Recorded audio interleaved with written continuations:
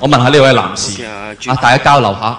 我唔知你有冇錢，但喺冇錢嘅時候，你話我係男人識個女朋友最重要個條件係咩要求？我個人就認為咧就係你望住我，你唔使唔驚嚇，你望住我。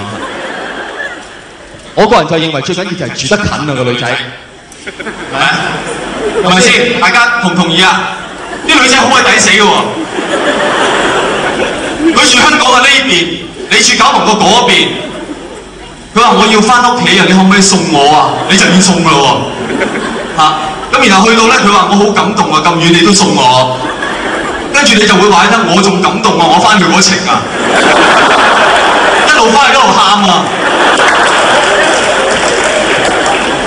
大佬真我唔係唔信緣分問題我嘅緣分去到沙田已經好問水啦嘛。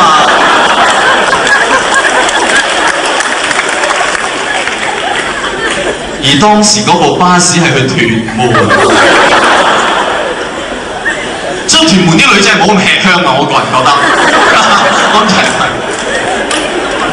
但呢隻錢銀唔緊要，而家我聽日我就中六合彩，聽日我就有錢啦。冇錯，由聽日開始，我要搬入屯門，揾翻個女仔。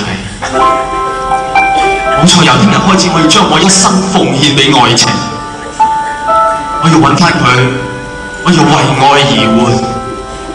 喺嗰一晚，我終於可以喺愛裏面安然入睡。咁到咗第二日，梗係中唔到六合彩啦。咁你咪繼續翻工放工翻深水埗逼巴士打喊路咁咯。唔好同我講愛字啊，唔該。愛呢個字我覺得仲難聽過粗口。愛你老母啦我。對唔住我唔係真係愛你媽媽個問題，我係嬲自己啫。點會有可能有得秒鐘相信呢個世界真係有不勞而獲先得呢聽日？